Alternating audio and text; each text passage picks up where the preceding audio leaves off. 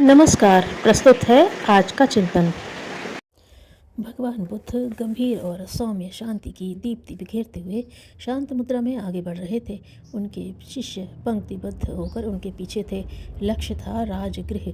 वहां पहुंचकर वहां के निवासियों को धर्म का उपदेश देना था। तभी राह में भेड़ों का एक झुंड निकला। भेड़ों के पीछे उनका मालिक गडरिया भेड़ के एक बच्चे को कंधे पर उठाए चल रहा था। तथागत ने सोचा कि शायद भेड़ के बच्चे को कोई पीड़ा है। उसकी पीड़ा को अनुभव करते हुए उन्होंने गडरी को रोककर उसे कंधे पर उठाने का कारण पूछा। साधु वेश तपस्वी तेजस्वी सन्यासी को सामने देखकर गडरिये का मन श्रद्धा से भर उठा। उसने बड़ी विनम्रता से कहा, इस मेमने के पैर में चोट है जिसके कारण यह चल नहीं पा रहा है। बुद्ध कातर हो उठे। उन्होंने मेमने के पीड़ित अंग को स्पर्श किया। तथागत का स्पर्श पाकर मूक पशु को जैसे राहत मिली हो। उसने आंखें मूंद लीं और भीगी पलकों से चुपचाप दो चार आंसू बहा दिए। तभी गडरिये ने पूछा, भंते, आपको इस मेमने के पैर की चोट से इतनी व्यथा है तो फिर थोड़ी देर के बाद जब इन भेड़ों को एक साथ अग्नि में समर्पित किया जाएगा तो आपको कितनी पीड़ा होगी? क्या कहा? शांत बुद्ध का मुखमंडल उग्र हो उठा। क्या ये भेड़ें बलि देने के लिए ले जाई जा रही हैं? कोई अभागा इन निरीह निरपराध भेड़ों की बलि चढ़ाकर स्वर्ग प्राप्ति का सौभाग्य लूटना चाहता है। राजगृह का अधिपति अजातशत्रु कहते हैं उसने अपने पिता का वध किया था। उसी पाप के प्रायश्चित स्वरूप वह यह यज्ञ रचा रहा है। भगवान बुद्ध जब राजभवन पहुँचे तो पाया कि गडरिये ने जो कहा था वह अक्षरशः सत्य था। राजभवन के आंगन में स्त्री पुरुषों की भीड़ लगी थी। यज्ञ वेदी के चारों ओर बैठकर ब्राह्मण पुरोहित मंत्रोच्चार कर रहे थे। अजातशत्रु पीत वस्त्र धारण कर यजमान के वेश में बैठे हुए थे। चारों ओर पशुओं की कतार लगी थी। उनके पास ही नंगी हाथों में नंगी तलवारें लिए वधिक खड़े थे। तथागत का आगमन होते ही सभा स्थल पर खलबली मच गई। अजातशत्रु भी भगवान की अभ्यर्थना के लिए आसन से उठे और बिना पूछे ही सारी बातें उन्हें बताने लगे। सारी बातें सुनने के बाद भगवान बुद्ध ने भेड़ों के सामने रखी घास से एक तिनका उठाया और उसे अजातशत्रु को थमाते हुए उसे तोड़ने को कहा। इस विचित्रता से अजातशत्रु ही नहीं, पूरी सभा असमंजस में थी। तथागत का आदेश मानकर अजातशत्रु ने तिनका तोड़ दिया और अगले आदेश की प्रतीक्षा करने लगे। भगवान बुद्ध ने कहा, राजन, अब इसे फिर से जोड़ दो। टूटे को जोड़ना कभी संभव है?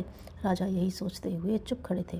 तथागत ने इस दुविधा को भांपते हुए अपनी बात कही, राजन, जैसे इस टूटे को जोड़ना संभव नहीं है उसी प्रकार क्या एक हत्या के पाप को इन हजारों मूक पशुओं की हत्या से मिटाया जा सकता है? इनकी हत्या से क्या और पाप बढ़ नहीं जाएगा? अविवेकपूर्ण परंपराओं और अंधविश्वासों को अपनाकर पाप में कमी नहीं वृद्धि ही होगी। यदि पाप के प्रायश्चित के लिए कुछ करना ही है तो ऐसा कार्य करो जिससे दूसरों को शांति सुख मिले। जैसे अग्नि को जल शांत करता है वैसे ही पापों का शमन पुण्यों से किया जा सकता है। भगवान बुद्ध भिक्षाटन करते हुए एक ऐसे ब्राह्मण के घर पहुँचे जो बुद्ध से प्रेम नहीं घृणा करता था। बुद्ध से परिचित नहीं होने के कारण घर आए तपस्वी सन्यासी का पहले ब्राह्मण ने खूब सत्कार किया, लेकिन जैसे ही उसे पता चला कि वह बुद्ध है तो उसने जी भर कर गालियाँ देना आरंभ कर दिया। खूब अपशब्द कहे और तुरंत निकल जाने को कहा। बुद्ध निष्प्रह भाव से बड़ी देर तक ब्राह्मण की बात सुनते रहे। जब उन सज्जन ने बोलना बंद किया तो उन्होंने पूछा, द्विजवर, आपके यहाँ कोई अतिथि आते होंगे तो आप उनका सुंदर भोजन और मिष्ठान्न से स्वागत करते होंगे, इसमें क्या शक है? ब्राह्मण ने उत्तर दिया। और यदि किसी कारणवश अतिथि उन्हें स्वीकार न करें तो आप उन्हें फेंक देते होंगे। बुद्ध ने पूछा, फेंक क्यों देते हैं? हम स्वयं उन्हें ग्रहण कर लेते हैं। बड़े विश्वास के साथ ब्राह्मण का उत्तर मिला। तो हम आपकी गालियों की यह भेंट भी स्वीकार नहीं करते।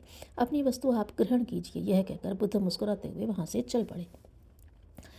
तथागत बोधि वृक्ष को साष्टांग दंडवत कर रहे थे। उन्हें देख शिष्यों ने आश्चर्य से पूछा, आप तो पूर्ण हैं, फिर इस तुच्छ वृक्ष को इतना सम्मान क्यों दे रहे हैं? बुद्ध ने कहा, आप सबको यह बोध कराने के लिए कि जो झुकता है सो बड़ा होता है। ऐसा न हो कि आप लोग अहंकारी बनकर नमन की परंपरा भुला दो। हर मनुष्य में गुण दोष होते हैं, इसलिए अच्छा वही है कि दूसरों के दोषों पर ध्यान न देकर उनके गुणों को परखा जाए और आपस में मिलजुल कर एक दूसरे को सुधारने का प्रयास करते हुए प्रेम पूर्वक आगे बढ़ा जाए। ऐसा करने से दोष अपने आप कम होने लगेंगे। दरिद्र कौन है जिसे संतोष नहीं है? शंकराचार्य।